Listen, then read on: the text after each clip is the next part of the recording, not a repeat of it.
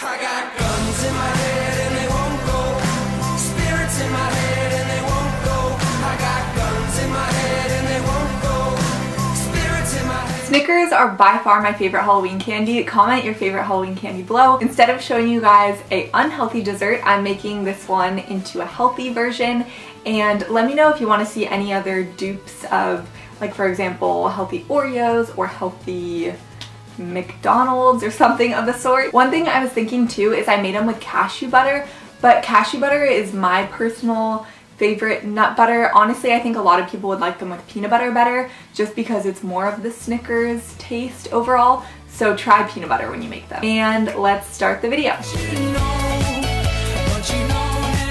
To get started with the chocolate base, just add a 1/4 cup of coconut oil, and this is cacao butter right here. You want to add 1.5 tablespoons, but honestly I understand that that's probably hard to find and not everyone can get that. So you can totally replace it with white chocolate or just regular butter. I know that's not quite as healthy, but I think it would definitely work. Once that's all melted, add a 1/3 cup of cocoa powder and 2 tablespoons of honey.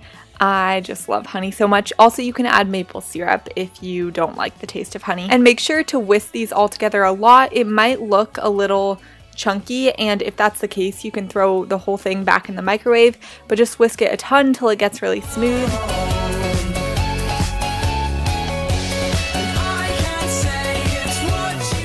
For the second layer, you add a 1/4 cup of coconut butter, but I actually just made my own by blending up a ton of coconut flakes and then adding a 1/2 cup of peanut butter and 2 tablespoons of maple syrup.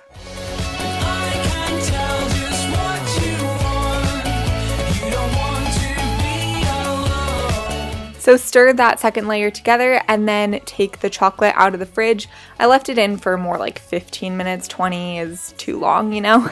And spread your second layer on top of your first layer. Also, I think I would prefer a thicker chocolate base and a thinner of this base, just FYI, keep that in mind. And then I stuck those 2 layers in the freezer for, I think it was 40 minutes, but there's no like specific or perfect time.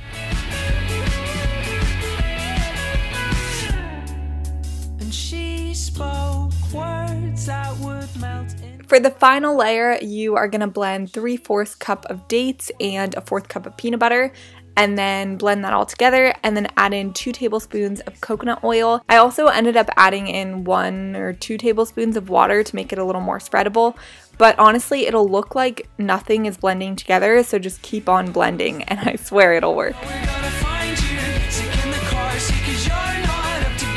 The third layer will look like this once it's finally all blended together, and you can spread it on top of your first and second layer once they're out of the freezer. I sprinkled on chopped up cashews, but as I said, you guys should try peanuts chopped up. Also, a little sea salt on top really does the trick.